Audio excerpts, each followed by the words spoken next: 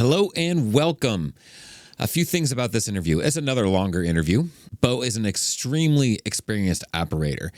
He's worked for two large tunnel entities. One was more privately family owned and are very good at what they do, and one was more private equity owned, and there are good and bad private equity companies. And this one struggled a lot. So it's really interesting to see different mindsets of how to operate a successful tunnel. We also talk about some in-bays a bit, and toward the end, I'm doing a little bit of consulting regarding towel dry. I wanted to put in some quick information here is when consulting or giving an opinion, it is very, very nuanced and every single location is different. So proceed with caution. Even after I talked to him, I messaged him later like, hey, I want to know more about what's going on before any decisions. In general, it's great to get rid of towel drying for most applications. However, certain demographics, certain areas, you may not want to. Most of the time it makes sense, but not all the time. And the other thing is you need to really nail down a strategy when you need to do it. So I just want to give you that word of caution, that word of warning. This is me talking to one person about one specific situation. And even that being said, I need a lot more information to give some guidance. So proceed with caution when you have to make big decisions, but don't be afraid to make big decisions when you've done all your homework and have come up with a strategy. And lastly, I just want to mention the first 13 minutes or so, this wasn't planned to be part of the podcast. We were just chatting and geeking out about chemical because that's how I was introduced to Beau. But I decided to leave it in because there might be something someone picks up from this. That being said, welcome to our conversation. Just two guys geeking out in car washes and talking about tunnels. Enjoy. My name is Beau Watson. I've been washing cars for 22 years now.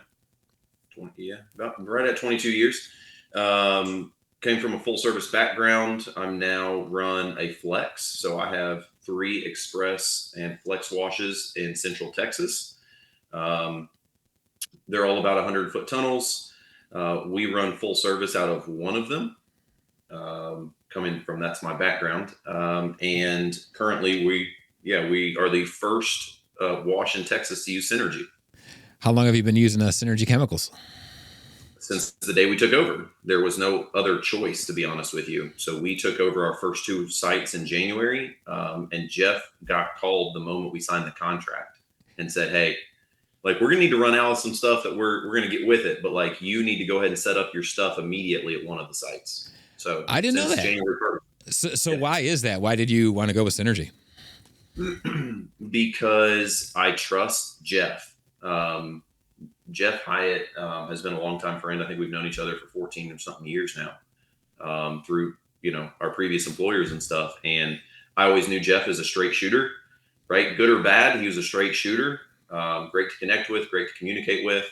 And so if he trusts the brand, I did, right? And so there was we had to try it out to see if it worked. There was you have to give samples for a month. Like, I was just like, let's go. Let me order and let's do it. Right. And it's turned out to be a good decision. That's interesting you say that. I've been getting to know Jeff a little bit more and more here. And I could tell he's the kind of guy, he does not want to lead anyone astray. He wants to know what he's talking about and he wants it to be the truth. And that is that.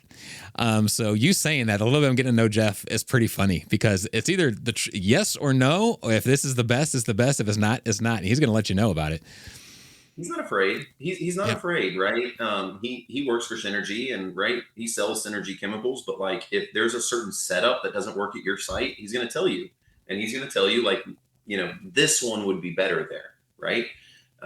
And that's what he's done for me every step of the way, right? If I've had a problem, I call him. Okay, right? Everyone, right? He doesn't get back with me, cool, but he cares when he does get back with you. he's a busy guy, and there's a certain level of respect for that. And so I love he works for a family-owned company, right? I am trying to stay away from anyone who's got some equity behind them. If I can help another family-owned company, because that's what I'm marketing for my company, right? As I market in all my communities, I'm hoping that they choose local, right? If it makes sense. That's we right. all buy from Amazon. Each one of us buy from Amazon. But if we had a choice between Amazon and a local person, the local person had the exact same customer service with returns and price and speed, we would choose local every time. That's right. And If it's apples to apples, if the convenience is the same, we would choose local every time. There's no doubt about that. 100%. We didn't mean to start this podcast, but we already are, because let me tell you, that is something to talk about. You know, I consult, as you know, and I talk to a lot of wash owners, and they're trying to do this trick and that trick and this trick and that trick. And, you know, why are people going to these big places? You know why they're going to the big places? They made it faster and easier. They made it faster getting it out of there. They made it faster getting it out of the vacuums. They made it easier for mom to get her car, to vacuum out her car and leave.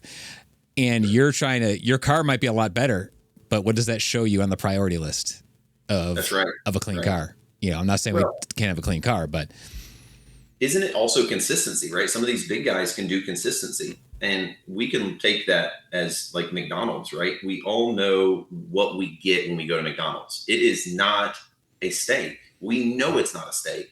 It's the same crappy burger, whether I buy it in Texas, Michigan, Atlanta, it doesn't matter.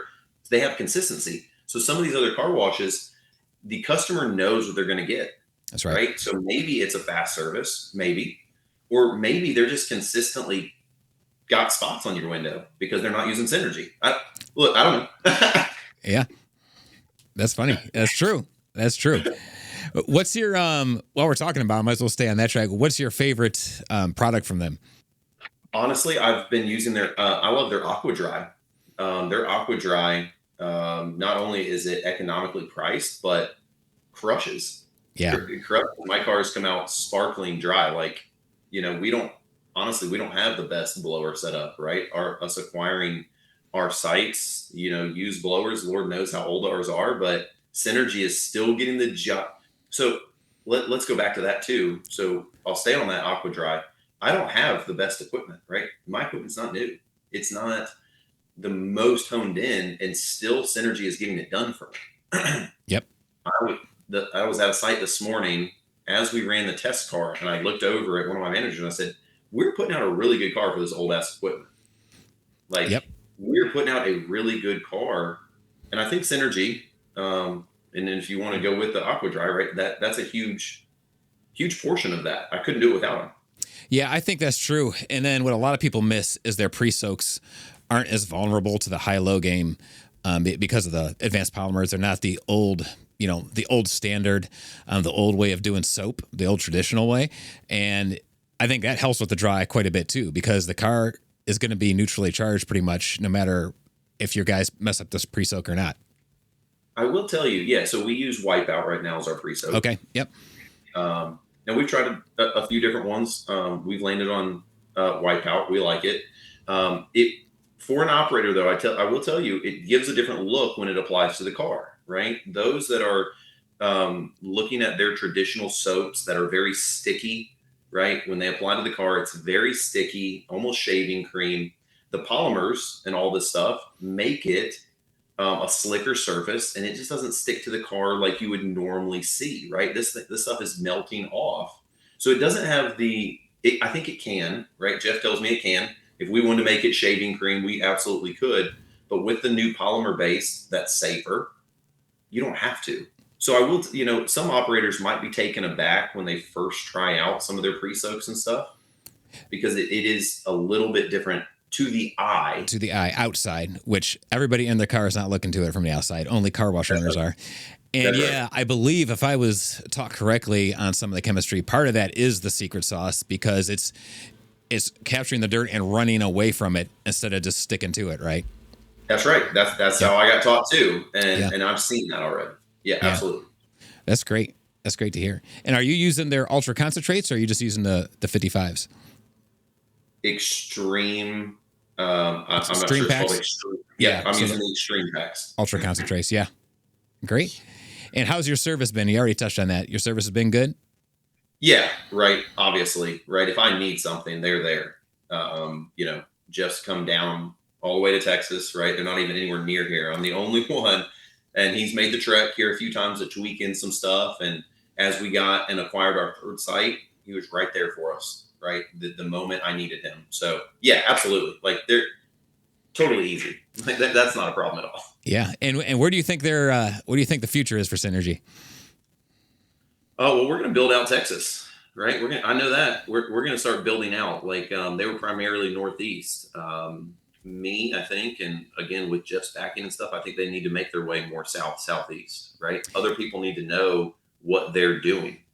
Some of these other chemistry manufacturers are good, but maybe they're not great. And if you haven't tried Synergy, like that's a problem. And a lot of the southeast hasn't touched it, doesn't even know about it. I tell people that I've got Synergy. That what is that?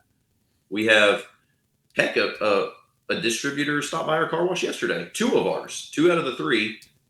I was at both right when they stopped by, just because I hopped stores yesterday, and right, I never heard of their chemistry. Some backwoods made stuff. Like I was just going to bring that up. Texas is known for having an abundance of what we call bathtub mixers. They get a lot of local, right?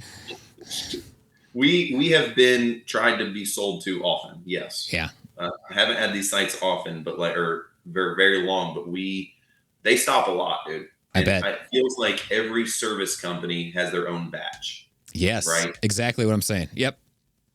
I can't stand that's super super unsafe. I can't stress enough, and a consumer doesn't know, and I wish they did, how unsafe that some car washes are that are just using random chemistry from a random dude in a random town in Texas. Like this stuff needs to be tested time and time again in lots of environments to ensure that it's safe for all cars. Like that, Well, not only the cars, being a former car repair guy, spent 20 years in car repair, it's going through your vents.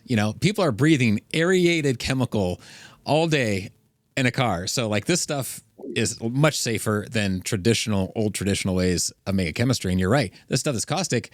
Does anybody want their baby breathing that, coming through the vents? I mean, that's not good. That's a good point. Yeah. Honestly, one I hadn't thought about. So yeah, I would love to do some measurements someday, and I hope to get some measurements and really try to see what the difference is, because it's out there. Yeah. Teaching me something on that. Yeah. And do you guys have a lot of clay issues where you're at in Texas? Do you guys have red clay out there? Or? We do. So the caliche they call it, right?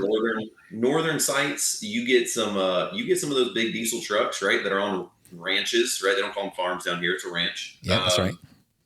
And it's a diesel truck with this huge brush guard and clay all over the side of the car. Now I'm gonna be honest, right here, it looks like Wipeout is the winner. We've tried some of their other pre-soaks that are not getting the job done. Right. And that's not due to Synergy. That's due to where we're at. The soil. We absolutely have to use to get the dirt off that we have. Yep. A fun story. I think it was March. Never seen this before. It rained mud here. I heard about that. It was awesome for us. I have another close colleague in Texas, not too far for you, in Kerrville, actually. Okay. And he mentioned raining mud. I was just down there, and he mentioned that. What was that awesome. Like? Yeah. Like, you're talking about a car washer's dream. It was like Holland times 10. It was great. That's amazing. That is amazing. And yeah, do they know the reason, or do they have an excuse for that? Or is that something came up from South Africa or the North Africa, one of those fronts came in and I think, so West Texas, right, had extremely gusty winds, right, extremely dry over there. So it didn't come from the Gulf. Okay, yeah. No, it came from the West, from my understanding, right? Tons of dust and wind came from the West, and then it just happened to rain over here on the East at the same exact time and paired it. It was the weirdest thing to see a raindrop, though, with literally mud inside of it. Like, you could see it. Wild. Never seen that before. It is wild. Well, if one of these private investor groups ever get a hold of that, let me tell you. You're talking about seeding. Yeah, I was going to say cloud seeding. Well, car washes are going to go up 6,000%. I don't know if we should release this or not. We might want to keep this to ourselves. Mm-hmm. Invest in some cloud seeding points here. Yeah, that's great. That's great. So let's start. How did you get into car washing? Like, how did this all start for you? Like, who were you? Let's go back, way back. Who were you in high school? And then how did you get into car washing? I've always liked cars, right? As you can kind of see, cars are in my blood. I love them, right? I was the little kid that was always, when I was younger, I'm talking like 12 and 13, I used to call the 1-800 number that I found. This is like, we got our first Dell computer, and I would call different manufacturers, Lexus, Ford, and request their brochure at 12 and 13. Back then, they didn't know I was 12 or 13. I would call their 1-800 number and be like, hey, I'm looking at the Ford F-150. Can you send me a brochure? They would mail it to me. So when I was like 13, I had a stack of all these different manufacturers of all these different cars. They're literal brochures. So cars were always in my blood. To be honest with you, though, the car wash was right next to my high school. Okay. Right. So you kind of know no one really wants to work fast food. Right. So the day I got my license, I drove from the license branch straight to the local car wash. And it was literally across the street from my high school. And so they hired me on the spot. And I started working and never stopped, to be honest with you. That same exact job, I moved up the ladder and stayed with them for 17 years. Wow. So you were with a little bit bigger organization. How many car washes do they have? When I got with them, I think they were high 40s, low 50s, I believe. Okay. And now I think they're into the hundreds now. Okay. Now explain your experience with a bigger organization. What are some of the pros and cons working with some of these bigger organizations? Well, so that one was family owned, right? And although they had 50, 60 sites, it felt very much family owned. I'm going to be honest with you. Mm-hmm. I think they did a great job with that. Making it feel family owned, right? The DM knew you and knew the names of the employees, right? Things like that. Now, they were big enough to have structure, right? Handbooks, training, the stuff done the same exact way as we were talking about earlier with consistency. Yep. So they were big enough to have SOPs and all the stuff that you need to grow. They were small enough to still care about your employees and still have a personal connection. The managers did. Mm-hmm. All right. And so I honestly kind of got in lucky with them. Right. Yeah. Like that was just again, it was across from my high school. It was luck that I stroked into that. But going to your question, I also worked when they had 400 locations. Okay. Interesting. Yeah. So when I got out of the 17-year job, I got in with, a regional manager reached out to me and was like, hey, we're building a district in Atlanta. We'd love for you to help. We don't have one. We've been pulling managers from all different places to try to just cover the few sites that we had. Man, how much red tape you have to go through to just like put a bolt back in something, right? So where we came from and family owned, and this is exactly to your question. Yep. If there is something that needs to be done, you just do it. There was not like a question, right? A bolt comes out of a piece of equipment or you see it loose, you stop what you're doing and tighten it. When you get with a company like, I had to put it on an app, right? And then that app notifies a maintenance guy who lives 3 hours away. That guy then comes and evaluates the situation, but doesn't like have the stuff to fix it. He orders whatever he needs to and leaves. So the inefficiency of waiting for whatever piece of equipment that is to be down, the guy to get the notification, wait days, find the time, drive up, evaluate, leave again, order the parts, wait for the parts to come in, come back and do it, was appalling from where I came from at the family owned spot. Was absolute, like, we had friction when I worked there because of that. Because I was like, I'm just going to go to Home Depot real quick and get the bolt. Like, I don't need this back and forth. Speed, and every aspect for car washing, speed is everything. When we had chain brake, I could literally have the come along, in and out. I mean, maybe within 4 minutes, we had it back up and running. And that's not exaggeration. You probably know it. If you were rocking and rolling, you had every single part on the shelf that existed in the car wash, at least one of everything. And we're talking even some of the more expensive items. Yes, something goes down, those people in line, keep them in line. We'll be up in 5 minutes. That's right. That's right. Yeah, we got in a habit. Once you kind of get a store, if you're turning around a store, you can't do that stuff where you keep stuff on the shelf because you're still learning about that new site. But when you get that store centered, right, and you're kind of starting to level out, the thing that you should start doing is exactly what you just said. When something does go bad, buy 2 of them, right? If you didn't already have it on the shelf, you need to buy 2, period, right? A DEMA goes out and you can't rebuild it, buy 2. Or heck, if you can't rebuild it, you should have 2 rebuild kits. That's right. Right? Yep. or at least one or two extra if you have a bunch of the same. That is one of the reasons that the family owned was efficient. That is the reason, and it empowered you to go after that. Now, is that efficient for like a 400 site place? No, probably not. But there was probably ways to make a small warehouse at a car wash in a district, right? Where maybe it's not your site, but it's like 10 minutes from, That's right. right?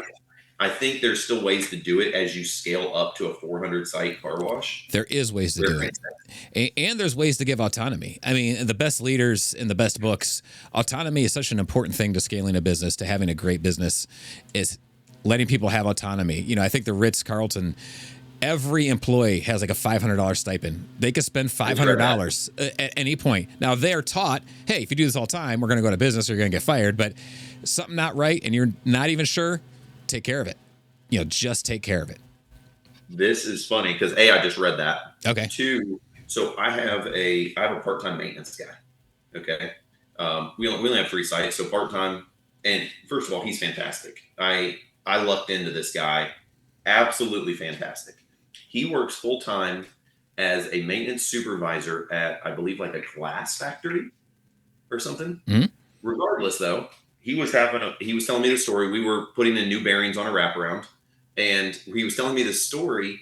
He said his supervisor, the owner of the glass factory, would not give him a credit card to use for parts. So he's the one that fixes all the machines, okay, in this whole building, and he doesn't have a credit card. He goes, dude, during our argument, I almost used you as an example. And he goes, well, wait, I don't even know if he knows that I work for you.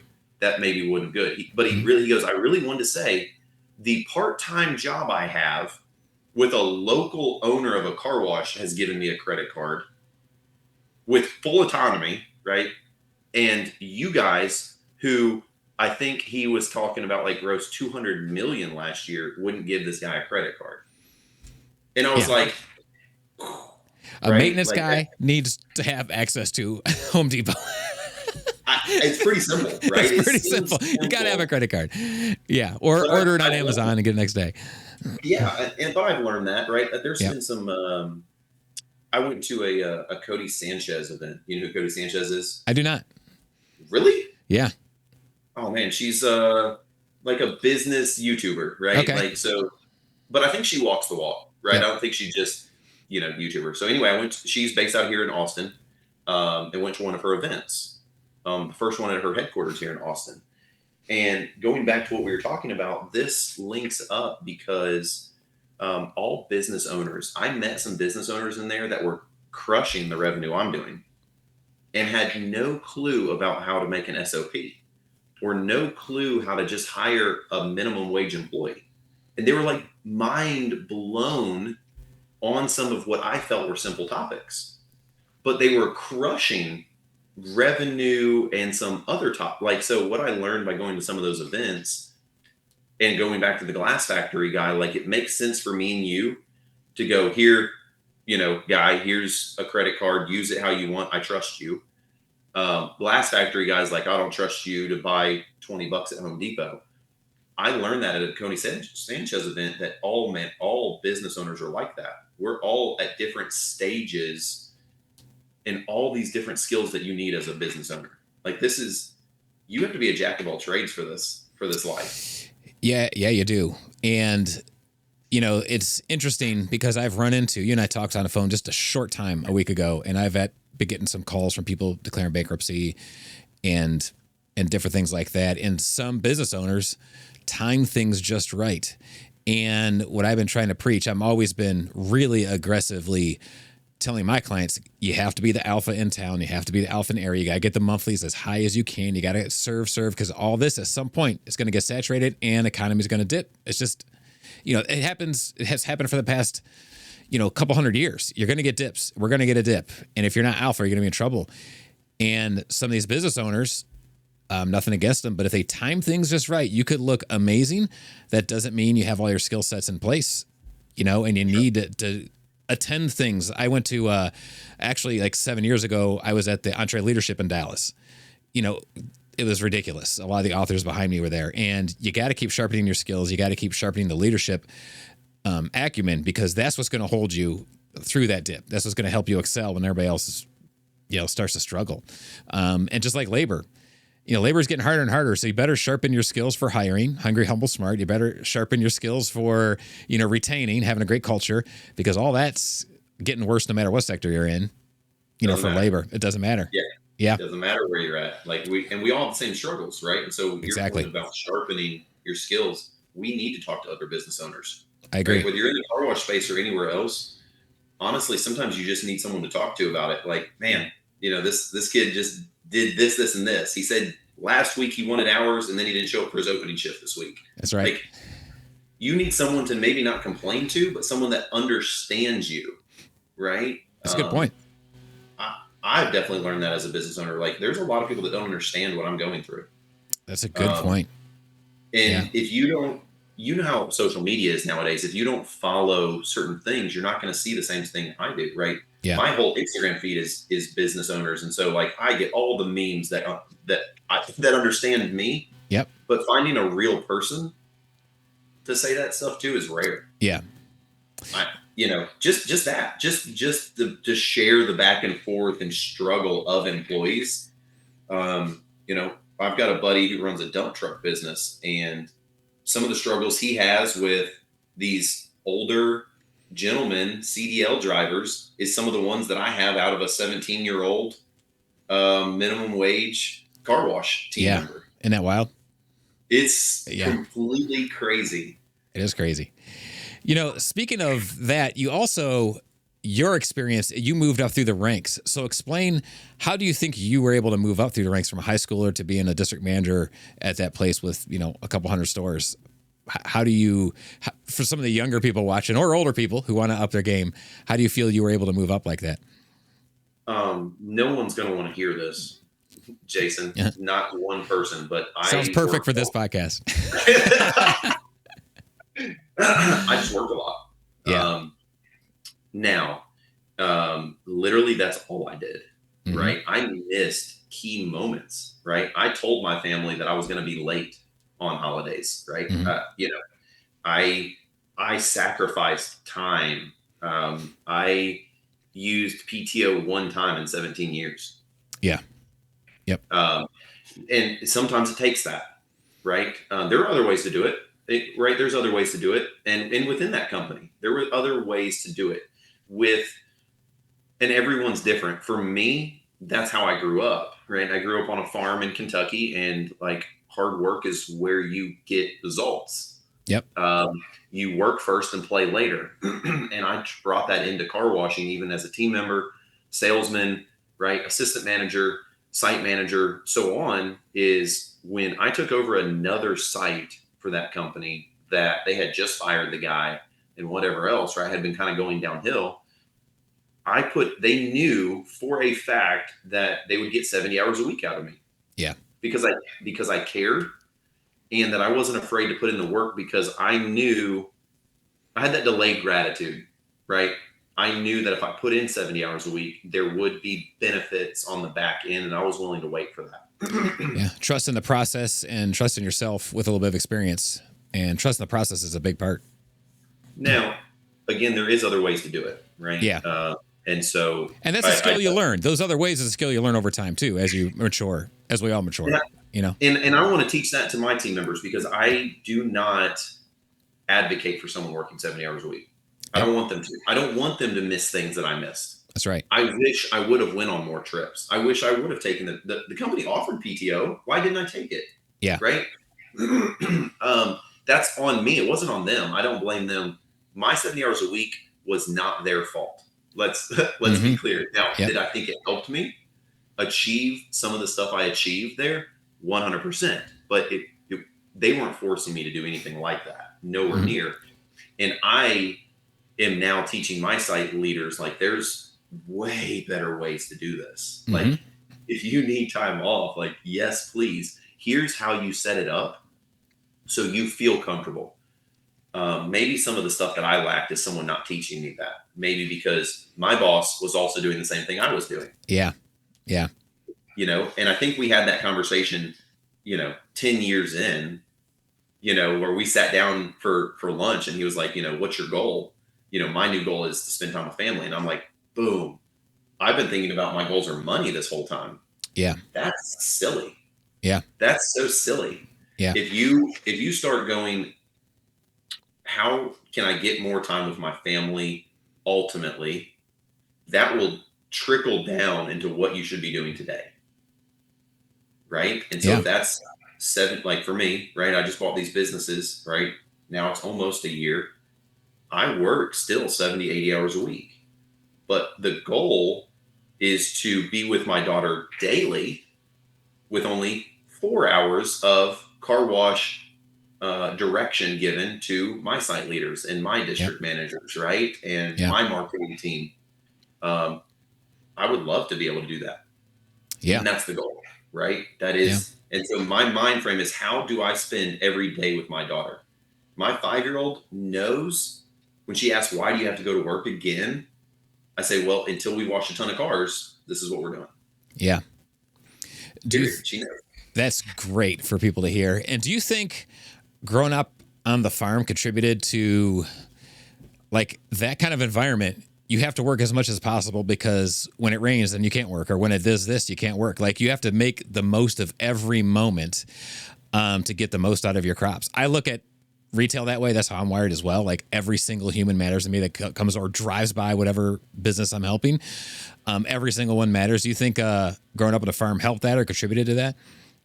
I would attribute it more to my mom in general over the farm, right? Okay. She was always a work first, play later advocate, and so what you're talking about, like with weather and things like that, like that definitely plays into it on the farm, first 100%.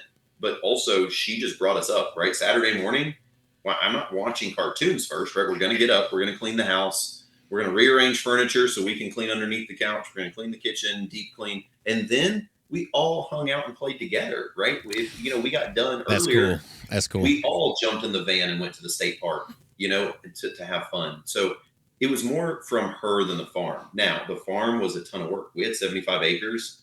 The farms around us, the smallest one, we were the smallest. They call it a holler in Kentucky. Mm-hmm. We were the smallest in the holler. All the farms around us were 300, 400, 500 acres. And at 14 and 15, farmers would come pick me up to go do hay. Well, I don't know if you know, but hay is done in July. Ooh. And I don't know if you know, but hay is, and it's scratchy, and so you wear long sleeves head to toe, so you're not getting scratched. The hay bales are 60 pounds. At 14, I barely weighed more than that. Mm-hmm. You're also picking it up chest high onto a wagon. So yes, I think. And those farmers, I can go ahead and tell you right now, they don't stop. Like there's no chill. I live very close to Amish, so I'm like an hour from the biggest Amish community in the country, I think. And yeah, there's no chill. You're working. That's all there is till it's done. So our farm, we bought it from a Mennonite. Okay, yeah, I got those out here. Yep. Yeah. So in our holler, there was some Mennonite. They had a sawmill on just right down the street from us. So yes. Your answer to that is I would attribute it more to my mom, but the farm definitely pushed that into me. Okay. Like there was no way around. There was no way around it. That's right. Nope. What kind of stuff did you guys farm? So we had cows, chickens, goats, pigs. And then we had a full acre of just food for us. Awesome. That's cool. Like you're talking corn, squash, green pepper, red pepper, potatoes. An acre is a lot. Full acre, right? So now only 10 of our acres were open, right? So pasture, stuff like that. We did 1 full acre of crops. And what I hate is weeding. Okay. First of all, my mom loves plants. And so we always had flower gardens. But then when you add an acre of garden and she goes, hey, go out and weed the garden. You want to talk about crying at 13 and 14. I was a whiny little boy. And like, no, Mom, I don't want to, That's funny. I thank her as much as I can now. Yeah, that's awesome. That is awesome to hear. What, so now you worked for Take 5 for a bit, and now you invested in a couple of car washes. Yeah, what took you to Texas?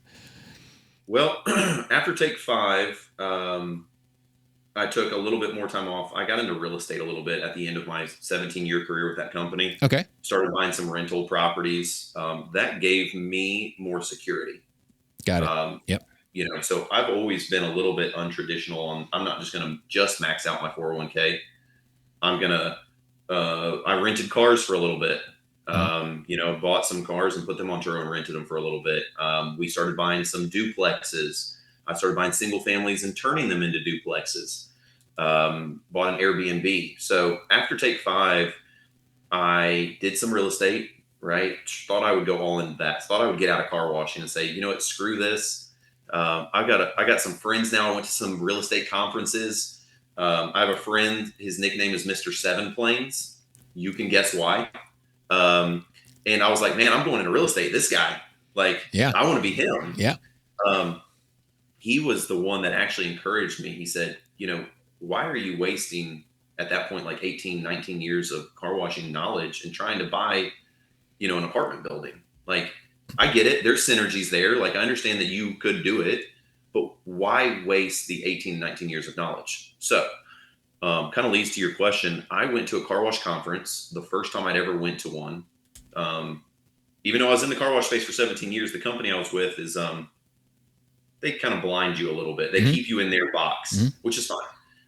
So I went to a car wash conference on my dime, and I got an offer to work for an investor out of Chicago. And my real estate, an Airbnb I was remodeling by myself, was kind of ending. I was done with the remodel, and so we were going to list it. And I was like, you know what? I'm open to working again. So anyway, I accepted an offer in Chicago to basically stand up these 7. A random investor bought 7 car washes in Chicago. He had never done anything. So he needed people to do everything. When we bought these, Jason,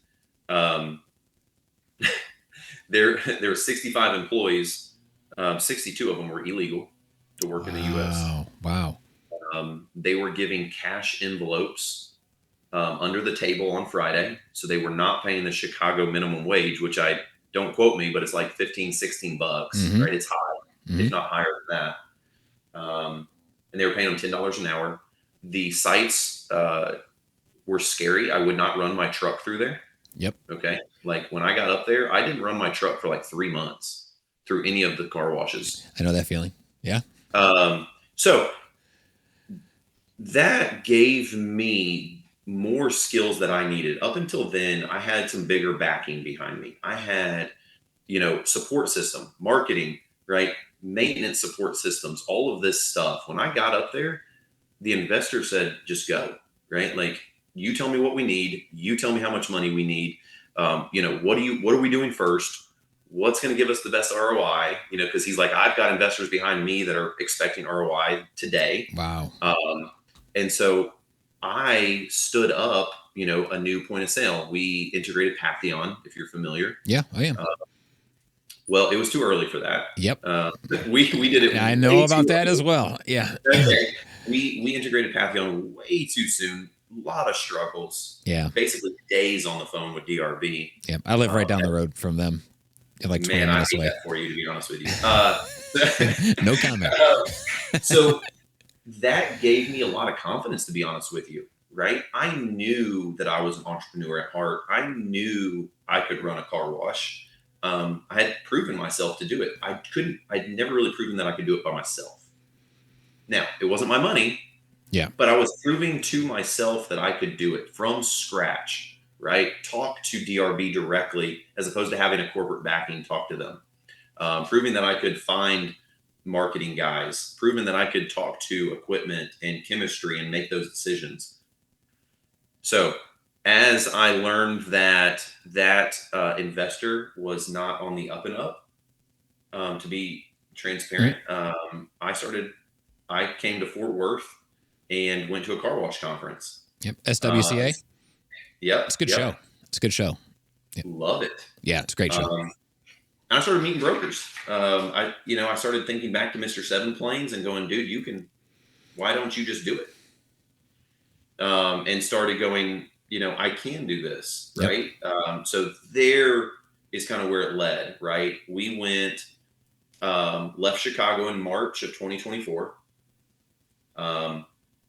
I felt bad for my wife because I drug her up to Chicago for political reasons, because it's cold. Like, we hated Chicago. Hmm. Uh, so I took her to Florida. Um, so we skipped our primary home in Atlanta Yeah. and we went straight from Chicago. I found a furnished rental in Tampa, Yeah. well, in Bradenton, Florida. Yep. And we moved down there. Yep. To kind of recharge, getting out of the cold, Good. getting out of the bad atmosphere. Now, I had auxiliary ambitions. There was a 4-site portfolio down there that I was direct to seller with, Hmm. that I was trying to get those wheels greased and try to purchase this from him. Yep. So I wanted to get my wife in a better place, myself recharged after kind of a bad experience in Chicago. And I was being overly confident that I could close on this 4-site portfolio. Did Hmm. not have the money, by the way. Hmm. This was like a $14 million deal for 4 sites, and Yep. I didn't have the money. Yeah. I don't know. I worked in the car wash industry my whole life. I don't have $14 million. Yeah. So we chased. That guy is a fantastic friend. I do just a slight bit of consulting for him still. He still owns those car washes. His business partner ultimately did not want to sell. It kind of reinvigorated him through the conversations with me. I've been there. So, like, some of the selling I was doing was maybe a little bit harsh.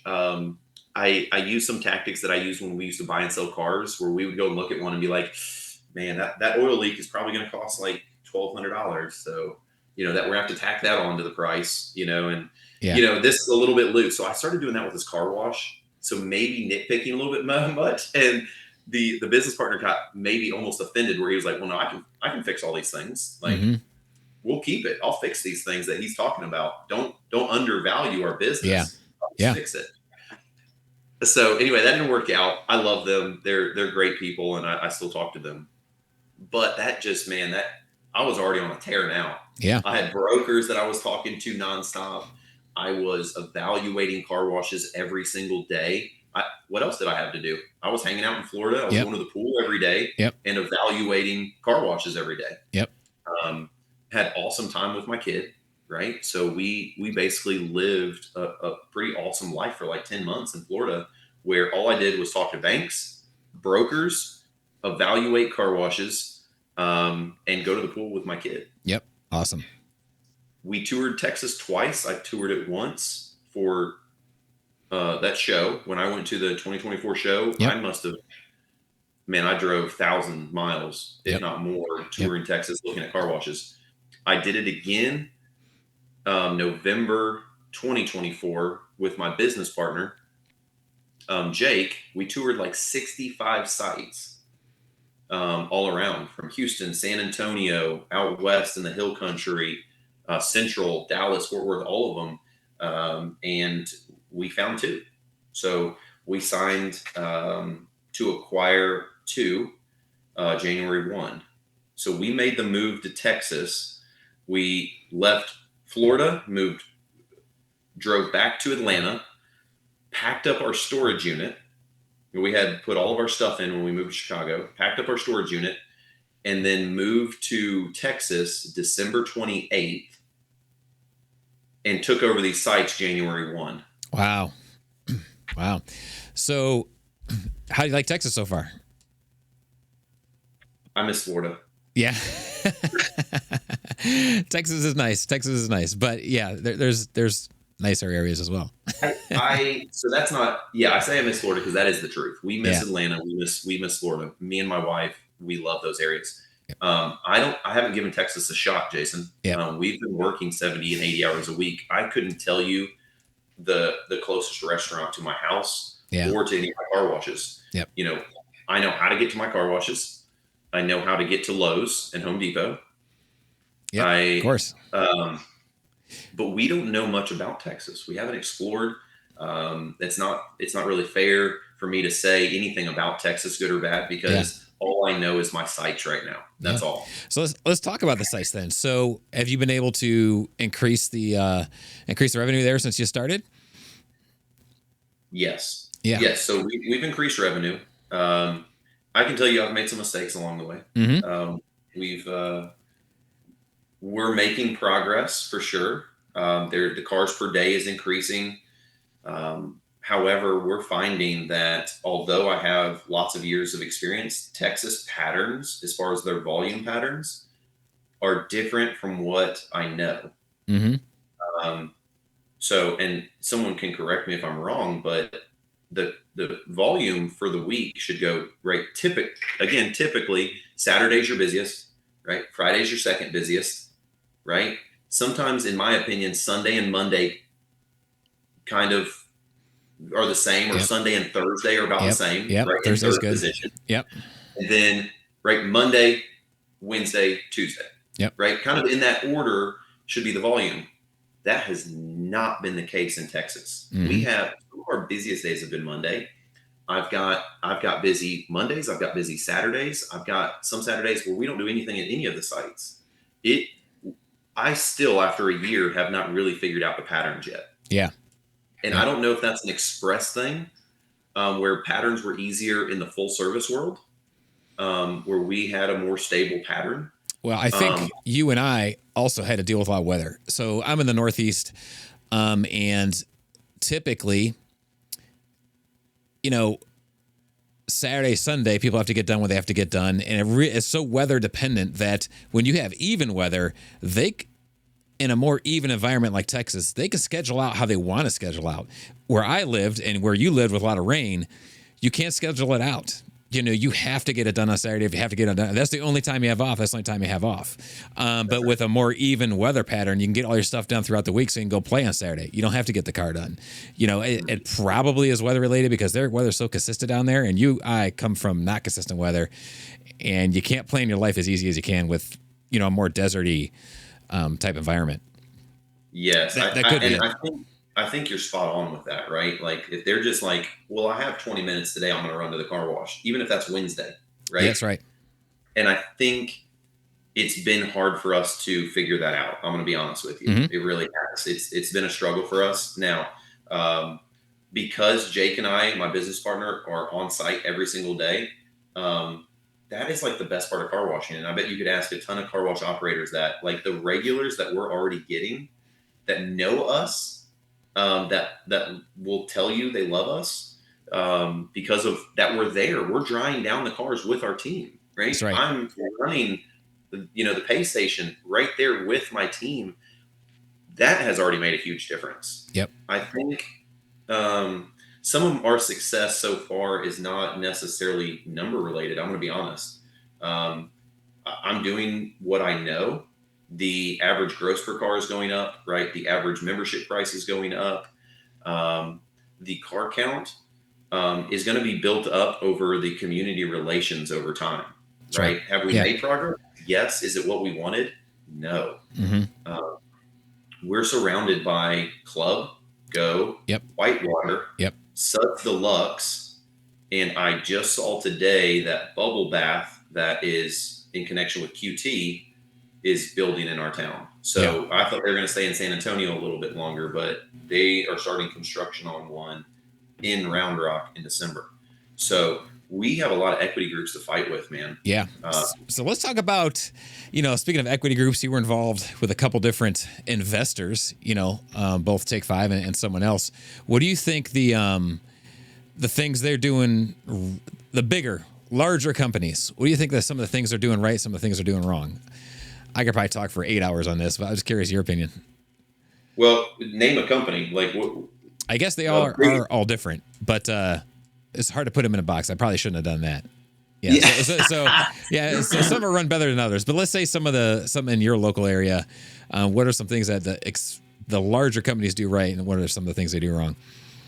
I think we talked about some of the stuff that they're doing right that we already touched on. I think their consistency, right? The larger you get, if you can give a consistent, again, even if it's a consistent suck, if it's consistent, that goes so far with a consumer. Yep. I think one thing that we all hate is change. Mm-hmm. Maybe not what it's actually changed to, right? And a lot of people, I don't think they understand that. It's not the actual, it's $10 versus $9 when you price change. It's the shock that when you pulled in, it was a different price than what you thought. Yes. Not the actual $10. That's right. So what I think some big companies are doing right is being consistent. Yep. I hear good things about Whitewater, to be honest with you. Mm-hmm. Their reviews are through the roof. So they have built a culture, and I'm going to be honest, like I don't study a lot of other car washes. I'm more of a lean into myself. I want to learn what I'm doing right and try to be better for me. Mm-hmm. And so, answering this question, it's not because I go to their sites and study them. I can go ahead and tell you that now, right? Because I study myself way more than I study competition, because I don't really care, right? I've got a club literally across the road, Jason, like football throw across a 3-lane road, across from one of my sites. I don't care what they're doing. Yeah. What I can't, because I can't affect that. Like That's that right. doesn't. You can only control what you can control. You can't control them, and there's a lot to learn there. Yeah, there's so much, right? And so I don't dwell too much. What I know right now, right, with my competition is Whitewater somehow has built a culture that their team members, site leaders, whatever, grab reviews like crazy. Okay, I just did an interview with someone who left Whitewater recently. She said she loved it, by the way. Okay, so she didn't leave for a different reason. And I asked her, I said, "Are they paying you guys to get these reviews? Like, are you guys getting money when you're named in a review?" And she said, "No." But Jason, if you were to go pull up a Whitewater in my area right now, they have thousands, and there's named in them. And I'm gonna go ahead and put a secret. I pay my team to get reviews. Okay.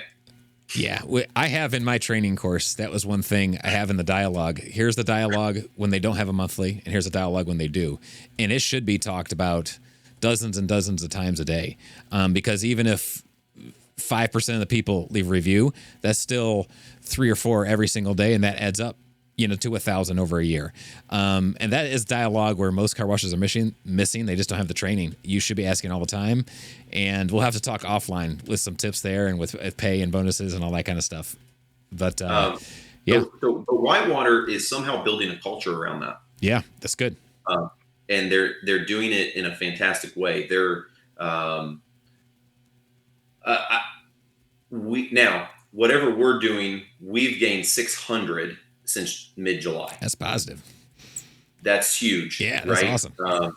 Huge. Some sites are better than others, right? Some site leaders and managers take it upon themselves a little bit more than others. We personally use "Would you do me a favor?" when we approach a customer after we're done washing it.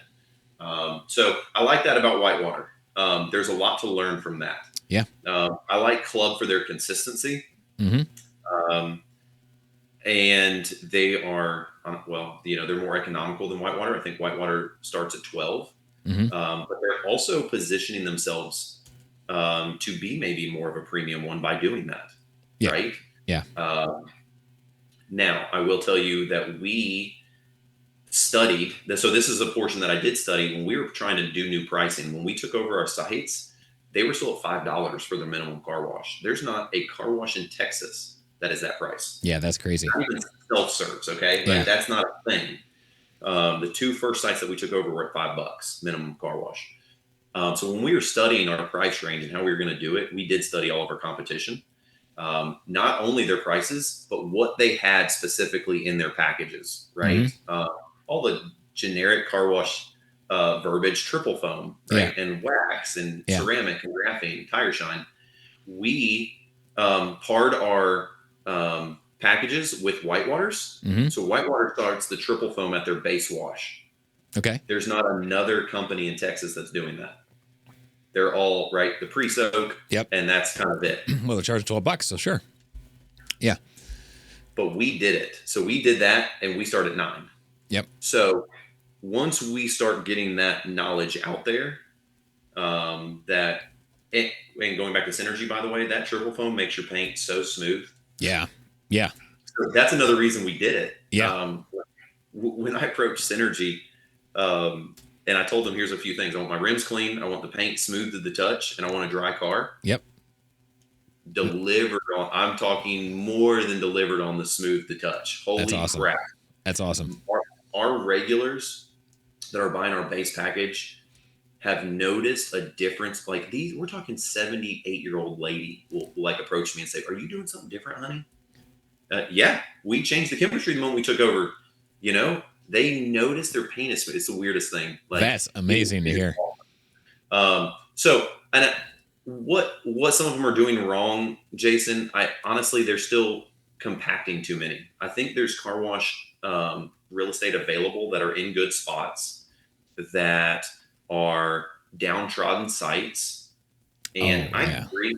It takes work to get one of these going. And I agree, you don't know how the plumbing was built. And I agree that there's more planning and more surprises when you take over an existing place. All of those things I can agree with.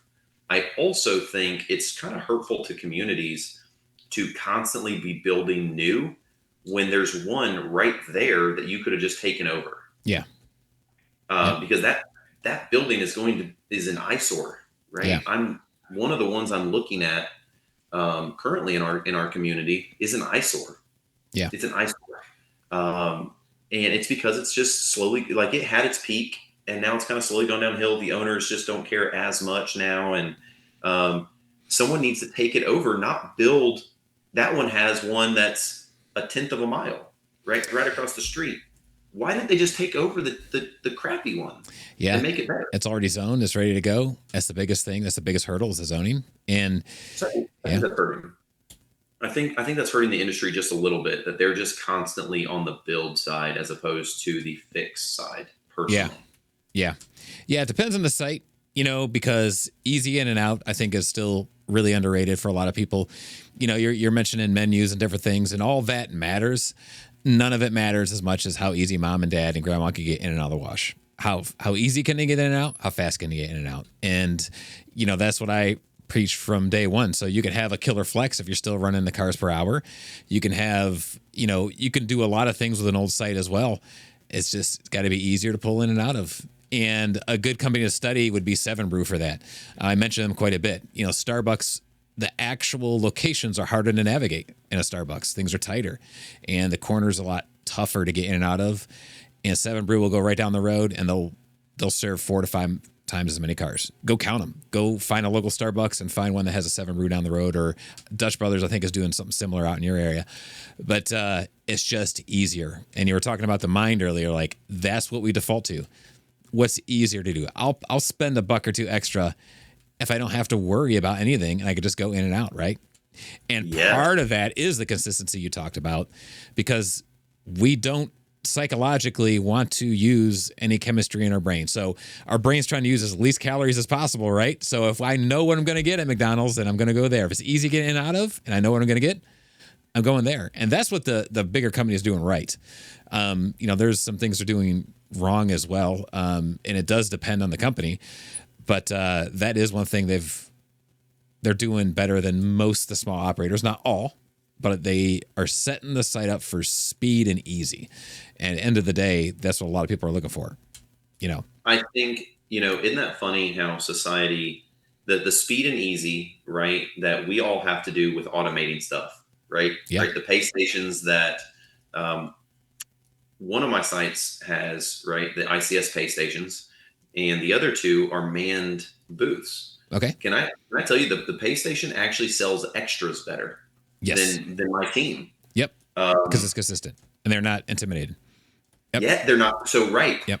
As a society, it's strange, Jason. And I love to talk about it just a little bit because we don't want automation to take away jobs, but we also aren't a society that wants to talk to people. That's so, right. Where are you at? Like, if you would be more okay with talking to people, then I would need to hire people, right? So businesses follow what the consumer wants. So if the consumer doesn't want to talk to people and they want speed and consistency, well, guess what gives that? Automation, robots, right? All the stuff, not people. We're the most inconsistent piece of any business. Yes, and that's where systems come into play. I'm glad you brought that up because I consult a pay station company as well, and I can sell much better than any pay station at this point in time. The average person, yeah. But we like people, we're extroverted, we're ready to go, or we're trained, or we're experienced, or all of the above: trained, experienced, extroverted, confident. Those subconscious things, just confidence. Yep. You mentioned something. We'll get back to pay stations, but I just interviewed another seasoned operator, 30, 40 years in the business, and he'll be up here. This should already be posted, but he worked for a company that encouraged entrepreneurship. They just gave him confidence in himself, and then he went and started this, and that gave him more confidence to do this, and that helped you get to where you're at.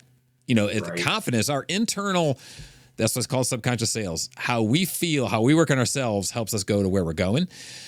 So quick tangent. That's a good learning experience for people. But the average employee, I think the average employee used to be here 10 years ago, 15 years ago. Now the average, because of social media, how they're being taught in schools, they're getting more and more afraid. They have less confidence to talk to each other. So now your pay station is a bit better.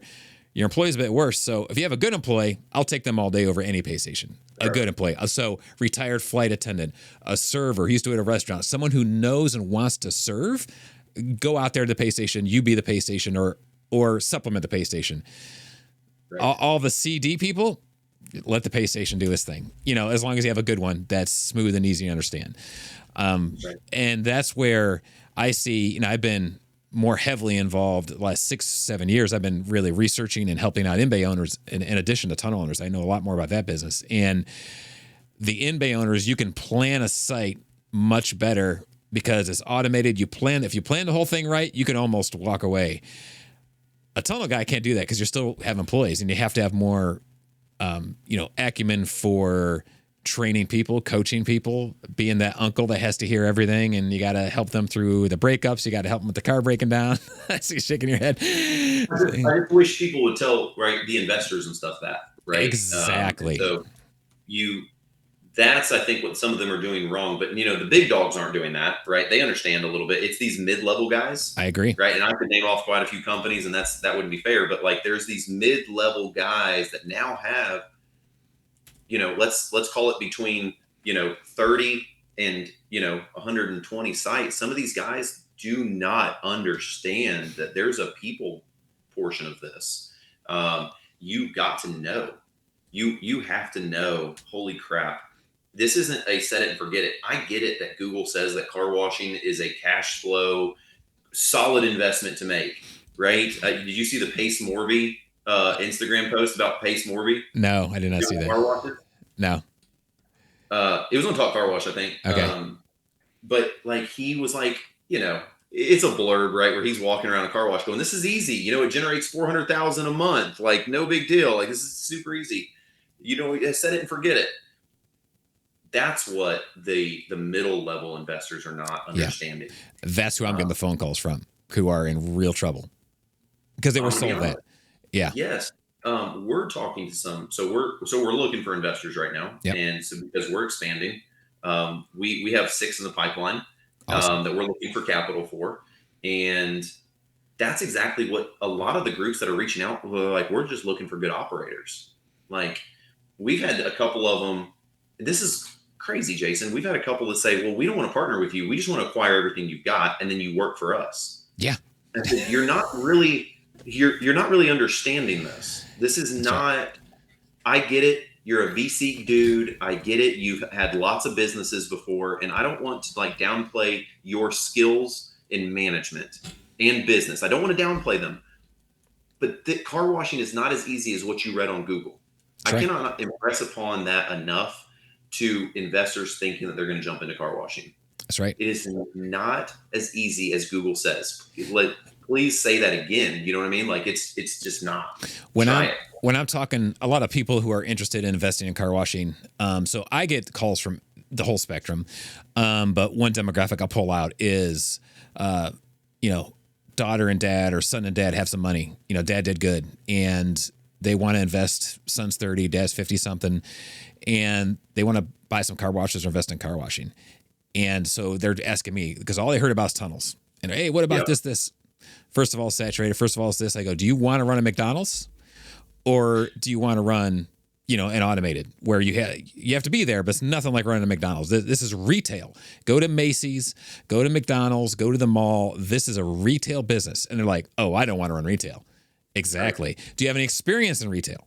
And no one told these investors this is a retail business. The tunnel business is a retail business. At this point in time, it could change with automation, but at this point in time, it's a retail business. In Bays, not quite as much. Quite a bit less, actually. If you want to go out there and talk to people, you can. But again, you could set it up just right where you could have minimum employees, minimum interaction with the your work culture doesn't matter as much.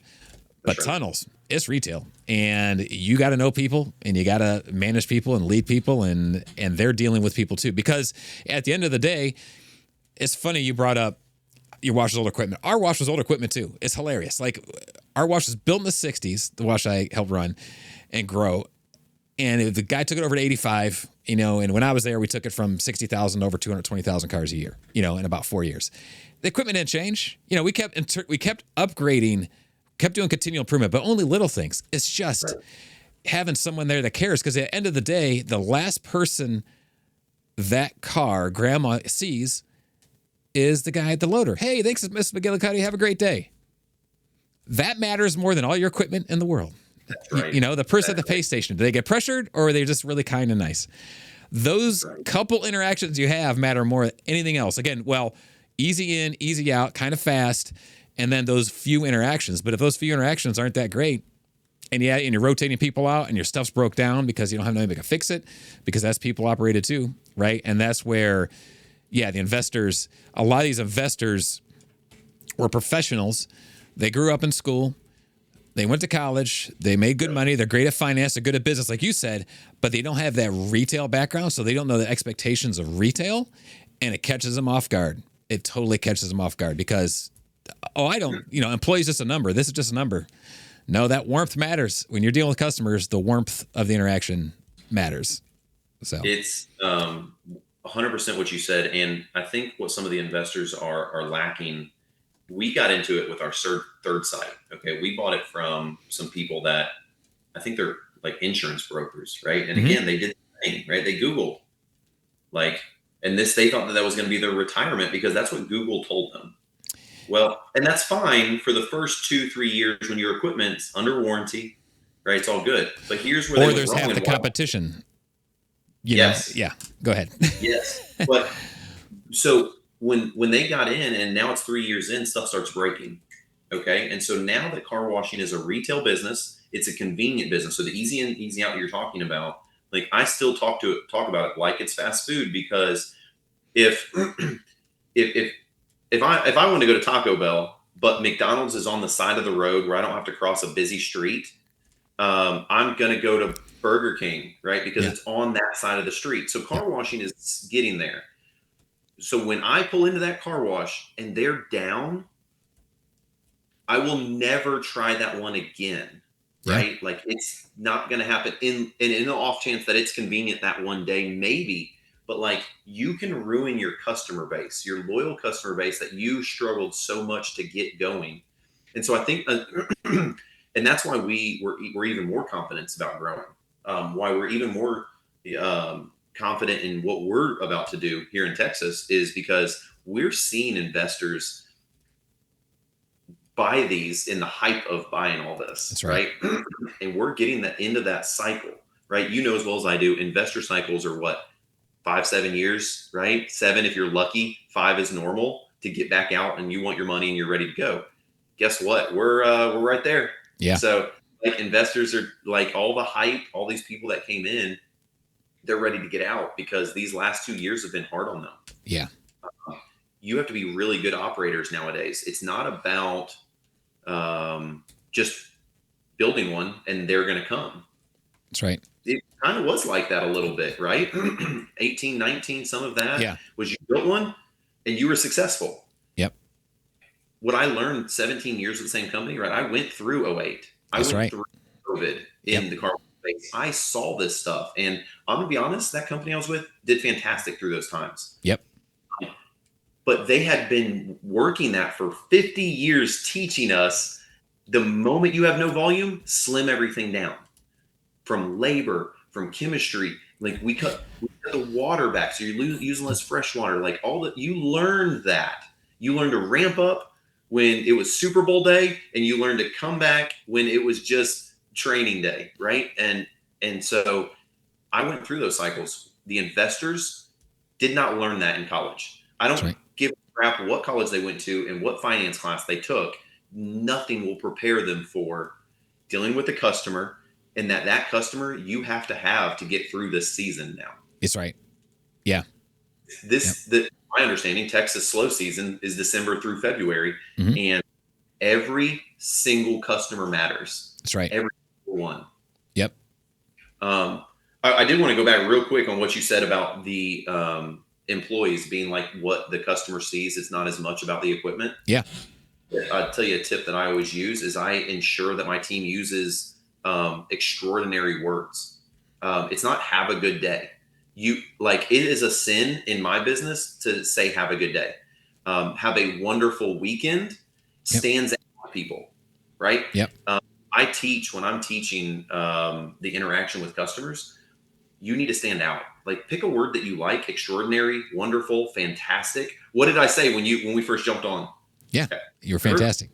Exactly. Yeah. Remember, if I would have said, I'm having a good day, it would have passed by you because I think the average you walk into or you spend money at like 3 different businesses a day is pretty good average, right? You're going to get coffee, right? You get lunch somewhere, right? Something, right? So you go into about 3 businesses a day. Can I tell you that 98% of them say have a good day at the end? And you have no idea they did because your brain is blocking it out the same way it blocks out your nose. That's right. Right. So they don't remember that interaction at 7 Brew. And that's not fair to say. 7 Brew is awesome, by the way. Yeah. I'm sorry. That wasn't fair for me to use them. You don't remember the interaction with that business because they said have a good day. So how you get is not necessarily the bright lights in the car wash, is not necessarily the colored soap. It's when your team genuinely smiles and say, man, have a wonderful Friday. Yep. You want to talk about standing out? That's how you can do it with no money, by the way. Like that's that right. doesn't cost you anything to teach your team to say wonderful as opposed to have a good day. Sorry, I had to come back to that. Oh, that's I apologize. good. And that's hiring, training, accountability. That's what that is. You get those things right and you're in good shape. Someone who wants to be around people, wants to talk to people, wants to interact. I have most of my clients take a Myers-Briggs test before I go out to visit a car wash, just because I want to know how they're dealing, how they process things, and it gives me a little insight on how to talk to them. And then I help them talk to their employees and then help them hire. Like, don't hire the person that wants to be behind the computer all day. Yes. Mom might have kicked them out of the basement, but that doesn't mean they're going to be the best person at the pay station. Might make a great loader, but that doesn't mean they want to be at the pay station. 100%. And can we talk about even past that? Because I'm doing a lot of it's fresh on my mind. I'm doing a lot of interviews lately. Mm-hmm. We're hiring for a site leader right now. There's so many applicants that I get that have management experience. I think some of the stuff we're doing wrong too is not hiring not promoting from within, and we're doing our best. We did that twice. We are having to seek a little bit outside of now, but I'm getting a ton of applicants from management experience, but like they used to sit in an office. So you have to be very cautious. I think you said it right earlier, right? Like when you were talking about sales, flight attendant, right? Who would be someone who's normally greets with a smile, cares for the person, is not afraid to interact, right? Servers and things like that. But I would take it and again, caution people. One of the first questions I ask a couple questions to everyone, whether I'm hiring for site leader or team member. How do you feel about running? And how do you feel about running in 30-degree weather? How do you feel about running in 30-degree weather when a customer is upset with you and is talking down to you? Can you do those 3 simultaneously? So for me, just I like to keep this in mind because that's what some car washes are doing wrong as well. I'm okay with hiring from the outside world.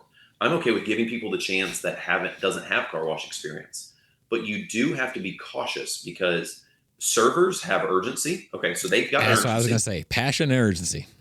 They have passion and urgency. They are not afraid to talk to a customer. Right. So they have that. Now, most servers don't have a lot of sales. Now they're not afraid to talk to someone, but they ask what you want. And so I've found, Jason, that it's a little bit hard to break that habit from servers because they're so used to handing the server a menu and then they're just like, well, what do you need? And they write it down.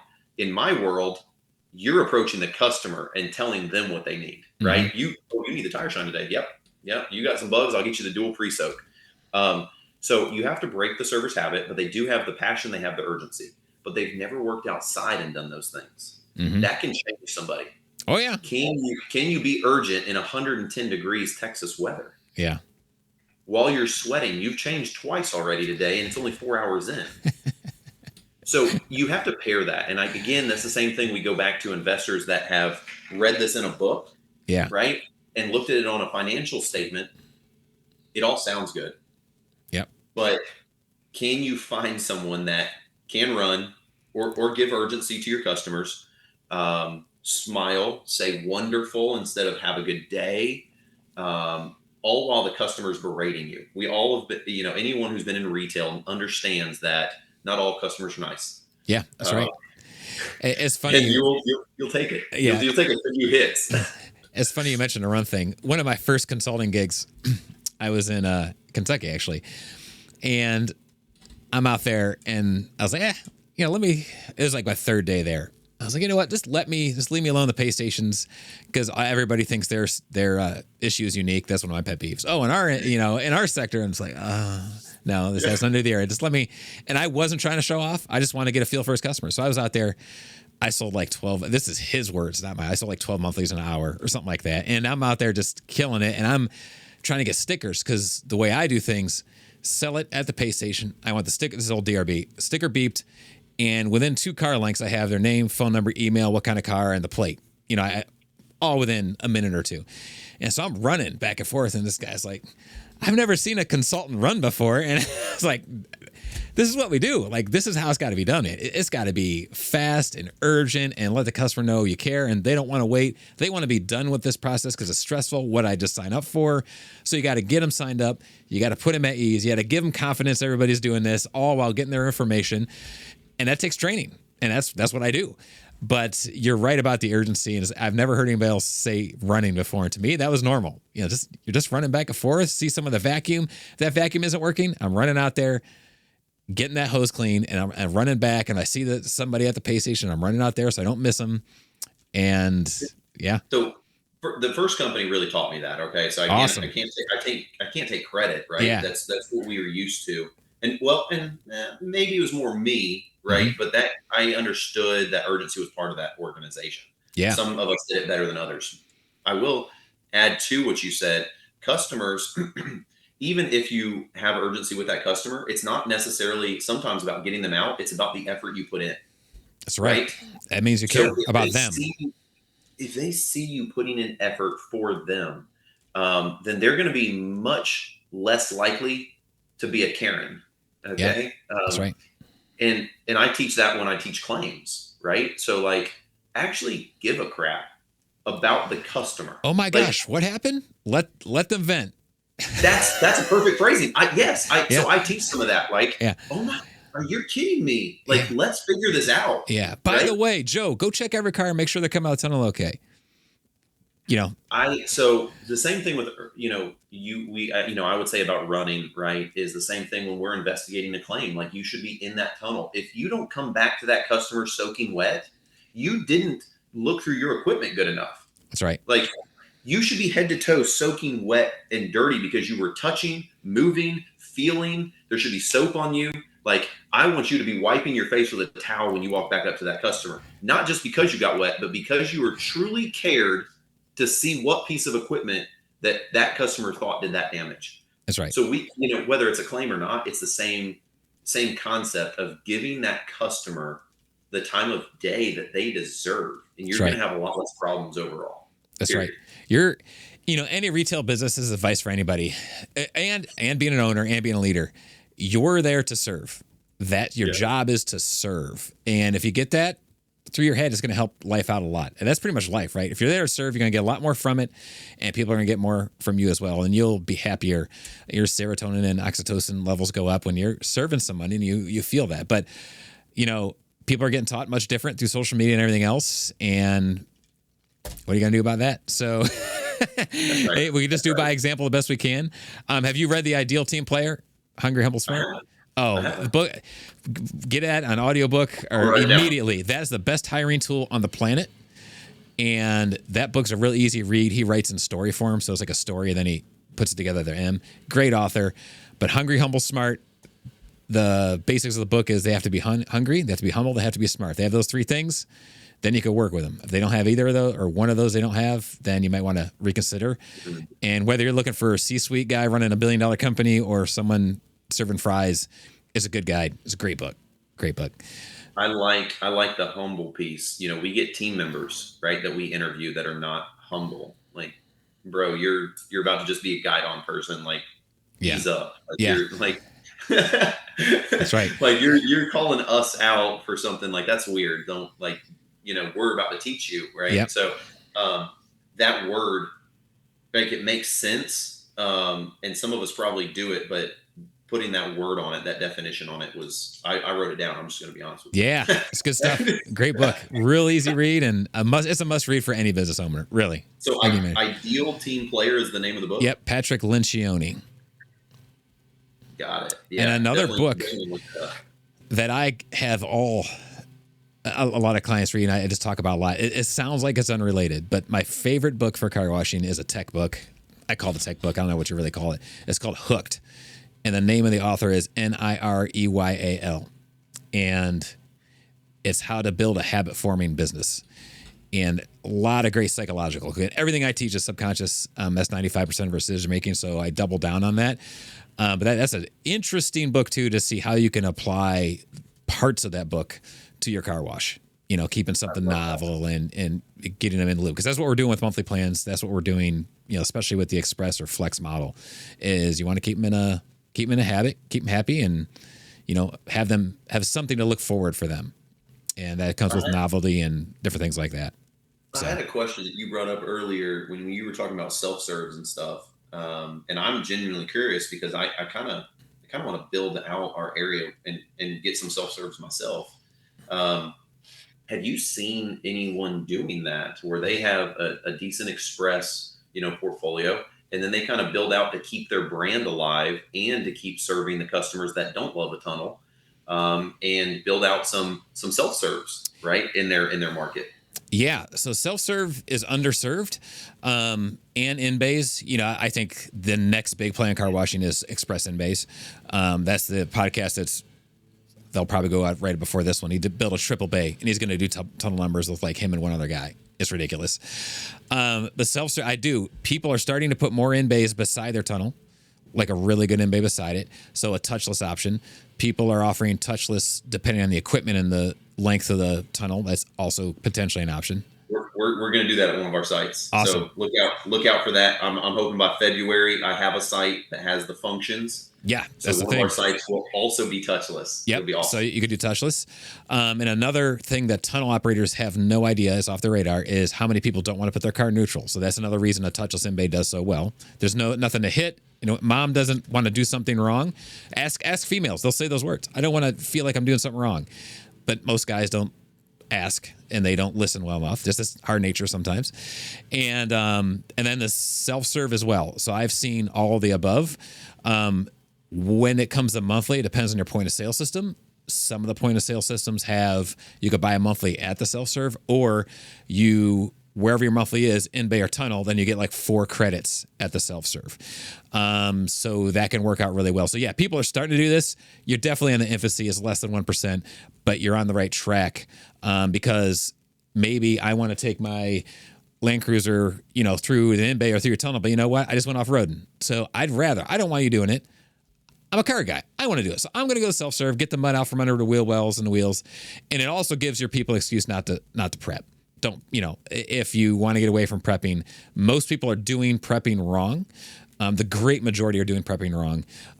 If you prep, that's okay, but you got to still be able to do however many cars an hour your tunnel is feet long, right? So if you're prepping and you have a 100-foot tunnel, you still be able to do 100 cars an hour, you know? So, because that's another thing that's the expresses are doing right. They're not prepping. It's not the prepping part. Is that no one wants to slow down, you know, or no one wants to get tips. Tips are another issue I run into a lot, where some people are tipped out. But we can get that in a conversation another day. But yeah, people are starting to do the self-serve thing and tie it to the monthly and have it on the site.